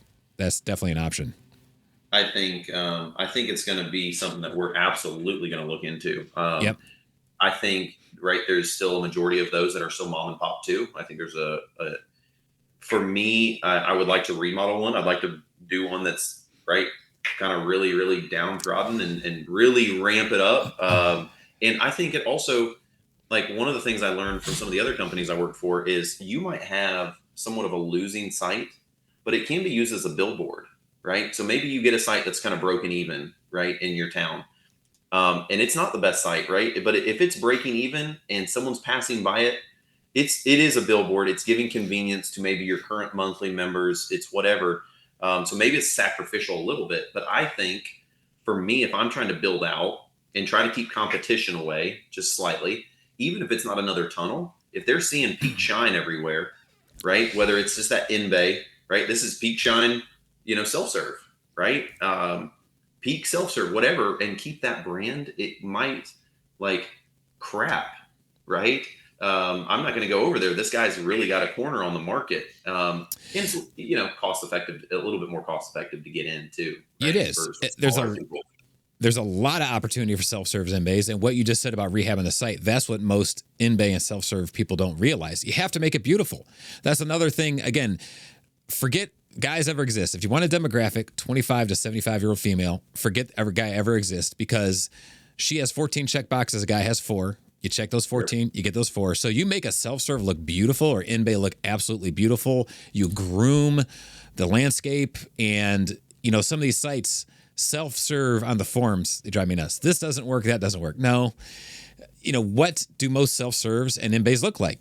They look terrible. On the grand scheme, most of them look terrible. Mom doesn't want to go there.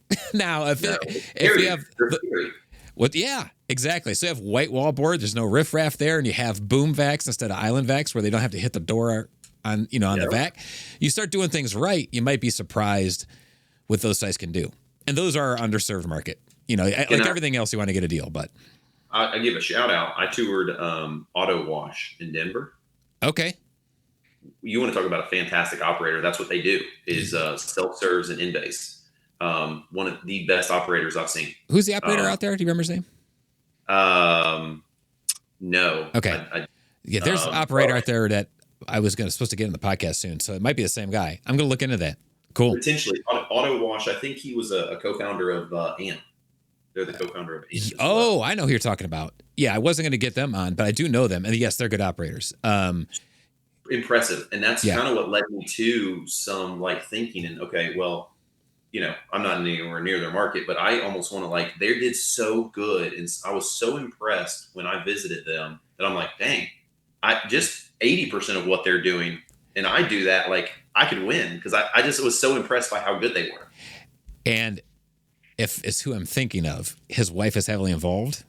Mm-hmm. And that's part of it. Because again, fantastic, by the way. So nice. I know exactly who you're talking about, but that's the factor. You need a female involved in your branding and in the grooming of the site. Again, because it's a different level of what they subconsciously want.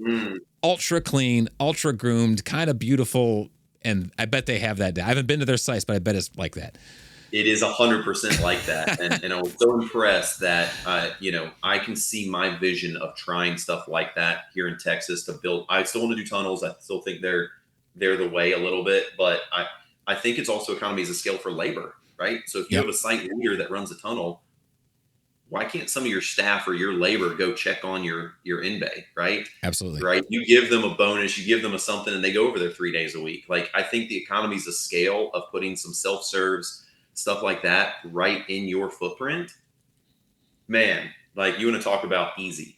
Yeah, especially if you already have tunnels and people that know car washing around. And especially if you could tie the infrastructure together. And that's something we could talk about offline. But yeah, if you could tie your infrastructure together where they can easily use their monthly there too, then you're really onto something. It starts to get more sticky. Yeah. So we're gonna go down that route, but I definitely I wanted to ask you about that and see if anyone was doing it. We're also super interested in smaller footprint, 60-foot tunnels. So we're gonna look at that too. I like the idea of 60, 70 foot in bays actually instead of tunnels, where I know of 75-foot in bays, multiple doing 60,000 cars a year, 40 to 60,000 cars a year, and there's nobody there. And you want to talk about a winner? Again, think about it. No one's pulling on a conveyor. If you have the flow right and it flows like a fast food restaurant where it flows like a tunnel, build it like a tunnel, but you could have one or two bays. One bay could easily do 40 to 60,000 cars a year if you do it right. And don't have to be anybody there. Now, it might ramp up faster if you have someone there handing out flyers and, mom wants to see someone on site because it feels safer. So you have some part-time labor, but it's so ridiculously flexible, they can call off for 2 weeks and it doesn't matter. The site runs just the same. It's just if you want to boost it a little bit, it's good to have a member there. Yeah. I think some of the stuff that we were looking at is I think the technology is getting better, so now we're kind of going full circle. Like Synergy's chemistry, I think could handle a 60-foot tunnel, and some of the equipment manufacturers out there I think can handle it, and we can still produce a clean car. Well, that's what you're thinking is from an operator, and you're right. You're not wrong. The customer, again, no one putting their car in neutral. That's the thing. There's so many people that don't want to deal with that, and there's nobody there. Or if you have one person, it's the loading. Putting your car in neutral, not only is it, you and I grew up, like I'll be 49 here in a month. I could put in neutral because my car was about to stall. So, growing up driving a car, I click it in neutral, it's about to stall, put it back in gear. Like we could do it in our sleep. But two things, people aren't brought up the same because the cars are different. And the other thing is it's getting more complicated to even get your car neutral, which I know you deal with all the time. Every day. So that's the other reason I bring that up is you completely are right about what you can do, but what do the customers want to do? They don't even want to deal with it. They rather go in, put it in park, let it wash for 2 minutes, and get out the door. That's another reason I bring that up. There's a whole thing there. There's really something to that. So if you had two in bays and you could do 80,000 cars or 100,000 cars a year out of two in bays, first of all, it's probably going to be cheaper than building your mini tunnel or close to it. Employees are optional, and you don't have to put their car neutral. Those are just the considerations. Again, you're not wrong about what the equipment could do. It's more what the people want to do. So something to kick around there. Something to think about. If we ever get into the build section, we will be heavily looking at all of that, right? Like we're I can go ahead and tell you, like, that's not even in the prospect to build a 120-foot tunnel. If I was going to build, it's definitely going to be some sort of IBA. Right. Or a mini tunnel of some sort. And you're right. We'll probably have to we'll have to pencil it, right? Like what makes sense in that area. Right. And like you said, maybe that demographic, right, is getting to that point where they just want to put it in park. Oh yeah. So we'll do some heavily penciling, but I can tell you that's the only direction we're going to go in the near term if we're going to build. Yeah. Yeah. That makes sense. There's no other thought in my head besides that. Let me show you. I'll bleep this out. Actually, I won't bleep it. I'll show it. But let me pull up a video. And I think what you're talking about is the Pace Morby thing. So if you look in the background, if you find that video, he's at like a longer IBA, right? Because there's no conveyor. And so he's talking about something like that. You're in Pennsylvania or you're in Ohio? I'm in Ohio. Yep. Ohio, yeah, because you said DRB, right? Yeah. Oh yeah. So you're right down the road. How many monitors do you have? I have 3. I could use 4, but yeah, I have 3. So are you seeing this thing says wait? Yeah. Okay, check this out. So Triple Bay. Yeah, I'm going to pan out here so you see this site. So this is outside of Pittsburgh. Okay. If anybody wants to visit. This is a top tier operator. And what I share with a lot of people, myself, and like already 3 people I've had in this podcast are all former tunnel guys, and none of us would go back to a tunnel. I'm not trying to hate on tunnels, but you have 3 75-foot bays. This guy could easily wash 60, 75 cars an hour. And it's a guy in his mid-60s with one other helper, like in his 60s, and that's it. The whole site is run by 2 guys that could retire. And this would cost on the very low end of a tunnel. So a beautiful triple bay would cost on the low end of building a tunnel. Yes. Isn't that crazy? See, that's if we're gonna build, like those are the examples that I'm gonna want to seek out. Yeah. Right. Because I see, like you, like again, I like my tunnels, right? And I think that if we can do them right, they're good. But I'm just never gonna pay $7 million for one. Exactly. That's That's never going to be in the cards for me. I don't care how much money I have. Yeah. Just not going to be in the cards. Yep. Because I don't think if you truly pencil it, it actually makes sense anymore, right? It only made sense in the hype, and that it didn't. It's just equity groups want it in so bad. Exactly right. It does. It's starting to not make sense. You're 100% right on that. It may be like there's probably some spots that aren't saturated, but again, that's going away. Yes. Right. Yeah. It's still few and far between. I'm sure they're out there, but who knows where those are. And yeah, you're right on the money with that. And this is the place, if you ever want to visit me in Ohio, this is in my radius. We have killer in bays. We have the best in bays in the country out here. And then Pittsburgh's 2 hours from me. So that's where I take people to that wash often as well. But, yeah, the in-bay game is strong. I have 10 tunnels within 5 miles, and we have some high-performance in-bays within those 10 tunnels, and they're still doing good numbers. Because, again, the neutral. But you got to keep it fast, got to keep it right. But people are – in fact, that operator – so the next couple of days you see that podcast come out. What he did is he was at some community event, and he was talking to hundreds of people, handing out flyers because they weren't open yet. It was getting built. Oh, that's the car wash down the street getting open, right? Or that's what they're building. And he said they have 3 questions. Are you touchless? Do I have to put my car in neutral? And do you have monthlies? And really? Yes. And this is, again, former tunnel guy. This is what he's building because he did a little research, but his mind exploding because that many people, more than you think, do not want to put their car in neutral. And it's intimidating. It's intimidating. And yeah, it's a thing. So I agree with what you're saying. I've never had a customer say it out loud though. Right. Yeah. So I agree. It's intimidating. I get daily, right. Young ladies, in their 70s, something like that. Yep. They have a new electric car and they don't know how to put it in neutral. Not only do they not know how to put it in neutral, if they figure out how to put it in neutral, then you have to turn off the e-brake that pops on automatically. Then once the e-brake's on, you have to turn off the auto hold feature, which then pops on. And so it is, like you said, it's super stressful for them. Yes, it is. And for the operators, like, it's embarrassing. And so one of the worst things that we can do to a customer is embarrass them because it comes out from anger. It comes out as sadness and anger. And so no one wants to feel those feelings. And so they don't come back. And so you have to be like, but it's for an operator who's teaching their team urgency. Now you have to figure out that balance, right? You just taught your loader urgency. You taught, get them through the tunnel. Get, no matter what, like, get them through. And then you had this little lady who doesn't know how to put it in neutral. Then the e-brake comes on. Then the auto hold comes on. And the loader doesn't know how to turn it off either. That's and tough. so it's a stressful situation for everybody.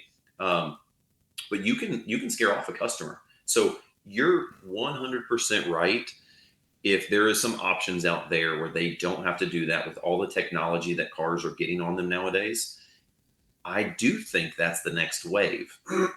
And that's why I'm saying if I build it will be something more similar to that. I have never heard a customer say I don't want to put it in neutral. I have lots of customers, particularly old ones, that say I don't want to go through the car wash. Yeah, that makes sense. That's how they're going to express it. Yep. Right. And that could be it, right? Yep. Because it's just stressful. Maybe it's not scary. I think also some in-bays are less scary because they feel more open. Exactly. And airy. You build it more open. That's right. That's 100% right. One of the things I like, right, I'm not scared to go through a car wash in my vehicle. But I will tell you, I went through a car wash that had the black walls, black ceiling. I hated it. Now, I don't know if that's from an operator standpoint because, like, I want to see the equipment that's hitting my car. No. Or if it was just simply scary. Like, especially because car washes are going to throw the liability on you if you hit the car in front of you. The car wash is going to be like, it's not our fault. You're the one that didn't brake when they push the brake. Yeah. And that was sold to people. Let the lights put on a better show in a black tunnel. That's how that was sold. And I know there's some tunnels out there like that, but yeah, again, they probably have 2% of females going through. I'm exaggerating, but again, because it looks dark and dingy. No one wants to go there. Dude, it's so scary. Like, I hated it. I hated it. We'll never do it. White walls for me. Open and airy. I get it, right? Colored soaps and lights. I get it. I do. I understand. But you want the comfort and the psychology of comfort over flashing lights. That's right. That's right. There are operators that are doing flashy really well. Like I'm Yep. sure you know El Car Wash, right? Yes. Like their Yep. marketing is like crazy through the roof, right? They have influencers, they partner with tons of people. Their Instagram's crazy. Um, they do the light shows and stuff. Like they go all in on that. And so they're good at that. But ultimately, I think the comfort of a nice open area, very safe, right? Not rushed. Even if you're doing 80 cars an hour, if the customer doesn't feel rushed and you're doing 80 cars an hour, you're doing something right as an operator. Oh yeah. Oh yeah. And you could do that. It's just 100%. training and coaching and, people that care. That's all it is. But you're right. When it comes to the weight, if you have the open area comfortable, you know how many times I tell people, make it comfortable, make the site comfortable. That's like one of the highest priorities, safe and comfortable for a female. You get that down. Now, if you do have that, then yeah, if you want to go on all lights, go ahead. If you don't want to, that's fine. More priority on this. But if you have it right, you get the Sunday right first and then the sprinkles on top. But a lot of people just focus on the sprinkles and they don't have the foundation of comfortable. And you're right about that. And you mentioned the loading. I used to laugh with the customer. If you have grandma coming in, she's turning her wheel the wrong way, you just start laughing. Oh, no worries. It's slow things down, no the other way, and just like it happens all the time. I know it's crazy here. Giving them ridiculous encouragement and laugh with them. Give them a second. Help them put in neutral. Okay, window back up. You did great, and making it not laughing at them but laughing with them. And they appreciate that. It puts them at ease. Yeah. You just like silly new cars. Exactly. Exactly. They love when you blame they buy the new car every 2 years. Some of those retired people, but it's silly to them, right? They have the newest iPhone and they can't work it. Oddly enough, I get asked regularly where the button is to push in the mirrors. Yeah. I can't tell you how many Lexus and BMW owners don't know how to push in their mirrors. Honey, you know where the button is? Yes, ma'am. You mind if I reach in the window? I'm just gonna push the button real quick. Yep. They don't know about their cars, and so the more that we can do as car wash operators to mitigate that, right? Because I'm gonna be honest, you're not gonna teach your team members all of this stuff, right? You can't teach your team member how to turn off the e-brake on all the different models. And it's changing all the time. It's changing all the time. It's crazy. It's absolutely crazy. You just can't teach it. I don't care how good of a guide you have. We had a guide back at one of the car washes, and they did a great job putting it together. And back then, maybe it worked a little bit, but now it's 8 years later, 10 years later, and like that stuff doesn't work anymore. Yep. Well, just like businesses evolve, cars evolve, and we all have to keep evolving with it. So, I did have a question for you because you brought it up just slightly, and I need some advice on this. Mm-hmm. Yeah, go ahead. So the sites we took over, the customers are used to getting it hand dried, right? So we took over, they were running full service labor on express AGP, average per sale here. So we need to get rid of our hand drying. Yep. Now we turned one of the sites into a full service, so we're going to keep the hand drying there to give that feel. Like that's our our winner there. If you want personal touch, you go there. However, one of my other ones, I would like to get rid of it.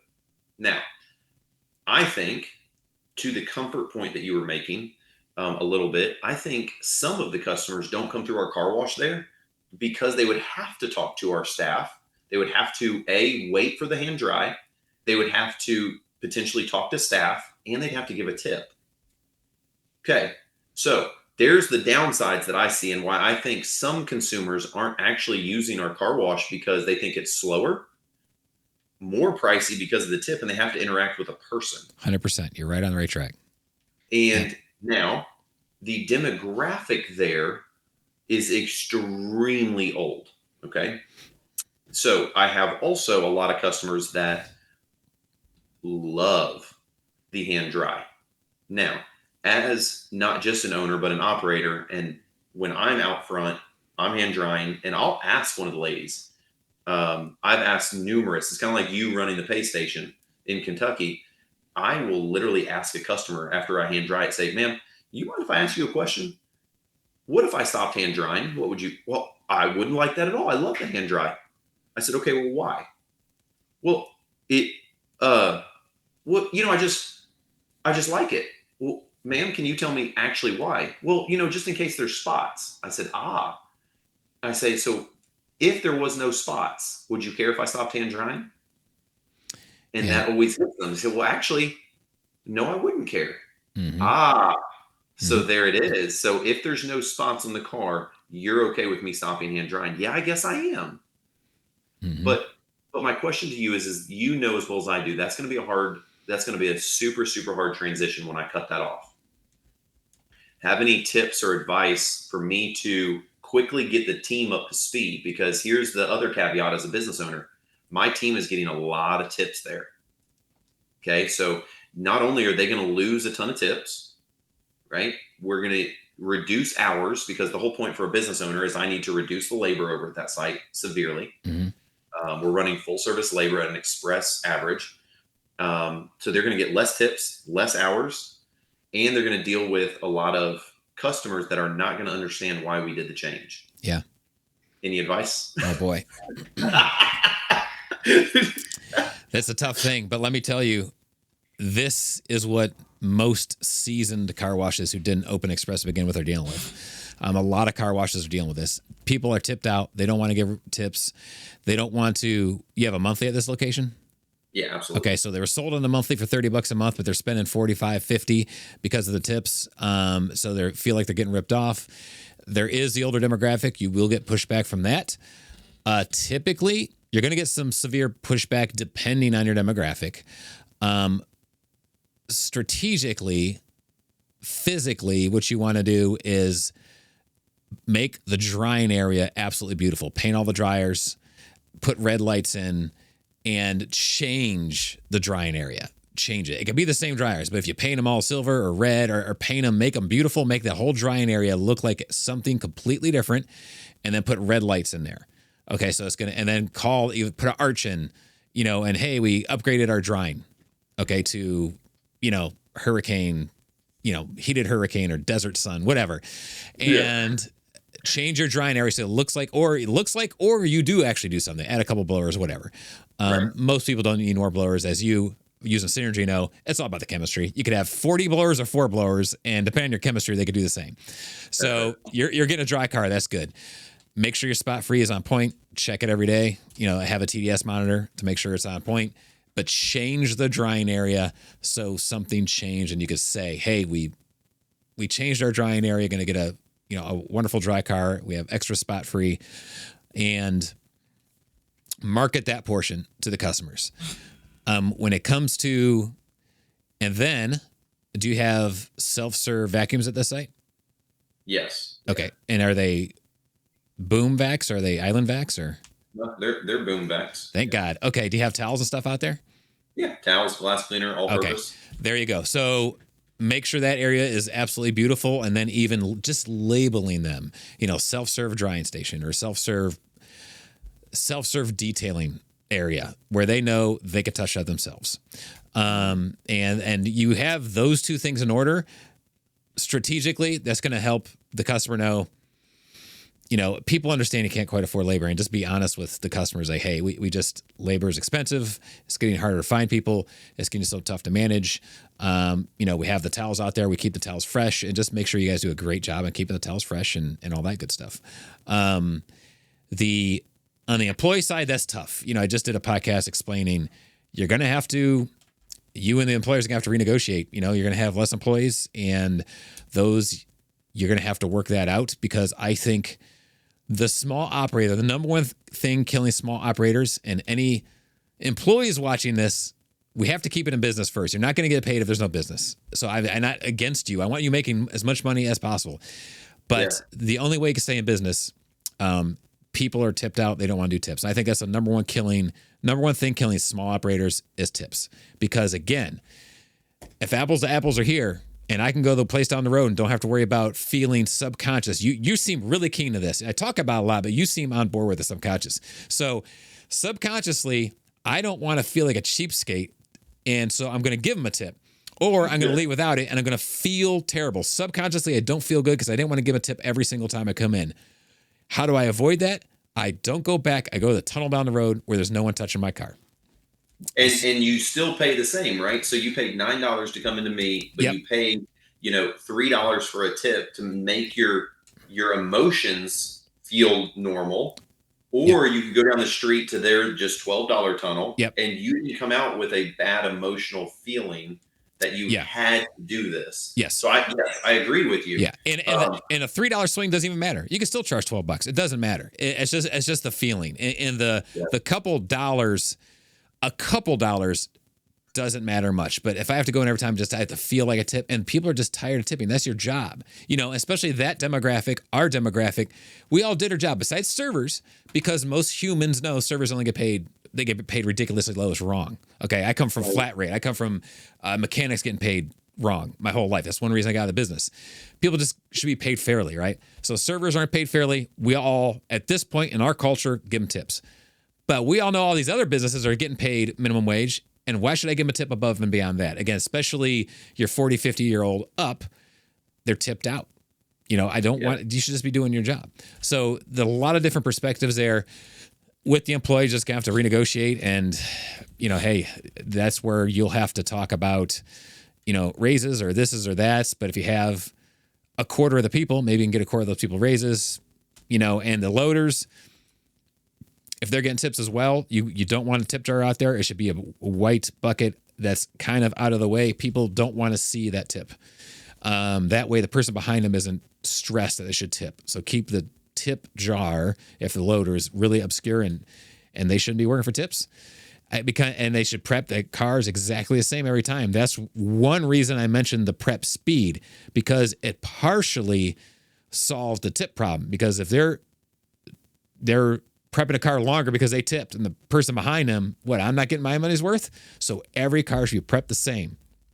The way I like to do it is will well, out the door. Because that's one thing the machines have what I like to do, I like to dust the front of the car before it even gets to the tunnel. So you're working on the bugs. Wheel well, dust the back super early, get the extra pre-soaks on the toughest part to clean the car. That extra 20 seconds makes a huge difference. And that's it. Every car, wheel well, front, back, wheel well, and just dust it. It just needs a pre-soak. You don't have to get everything off. Now, in bug season, do you have to get on the bugs? Probably. In bug season, where you're at, you're most likely have to work on the bugs. But you can still keep it at 100 cars an hour, at 100 foot. That's a little bit different story. But the point was they have to be prepped exactly the same, as much as possible every time. So that's what's crazy about these sites, right? They were prepping, right, with brushes. Yeah, I don't like that. Yeah. Me neither, right? Yep. That's not what we wanted, but we know how much of the demographic is seeing that perceived value, right? And so we know that when we turn that switch, with us still trying to ramp up and again, compete with Club right across the street and things like that, if I turn that off, they're going to go try these other guys. I know that right away. Now, they might come back. That's true. But man, are we going to have to be awesome when they come back. So our prep is consistent. I get that. And it's still there. Do I want to get rid of it? I do.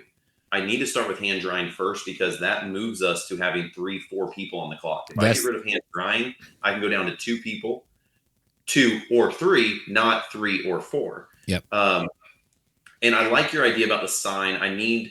So if we do that, I need more signage that points towards the vacuums, right? Self-serve area right over here. Self-serve, self-detail area, self-serve detail area. Yep. Yeah.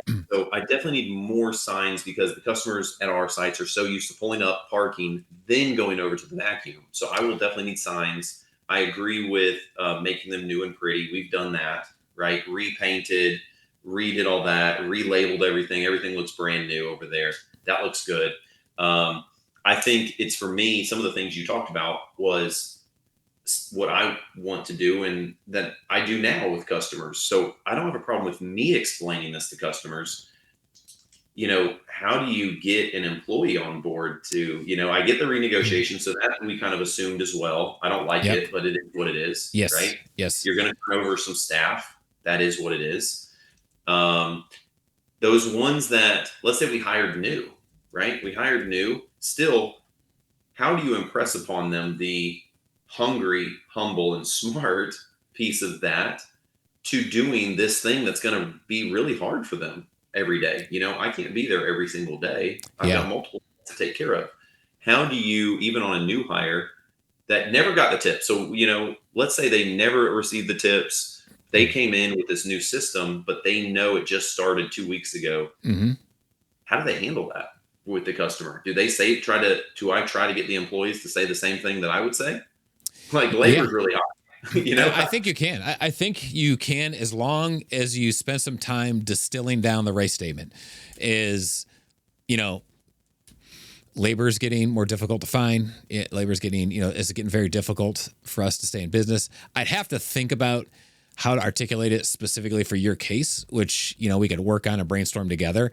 But there are ways of articulating that. And you could even say, labor's getting expensive and we didn't want to tip the people out of our business. People are getting tipped enough. And so the best way to do that was just to go to this model. We need to speed up. I'd have to think about that. There's ways of doing it. I would just need to ponder that a little bit, and something we could brainstorm together on. Yeah. And I think, our third site, that was easy, right? The way there's no spot where you can stop and hand dry. Yeah. Third site is more traditional setup of a tunnel, right? You get out and you immediately go into some vacuum spots. And so we're testing it there. Before we took over, they were hand drying every single vehicle, right? They'd have 5 people sitting in lawn chairs, and then, right, they would run out when a car pulled into a vacuum spot and go hand dry. Yeah. So that one was easier to ease back because it doesn't have a specific spot to stop. Yeah. And so we stopped it right away. However, our staff goes and hands a bottle of glass cleaner and towels to the customer, and then asks if they need any help. Right. And so so instead of just automatically drying it, we immediately go out there, hand the towel and cleaner. Here you go, ma'am.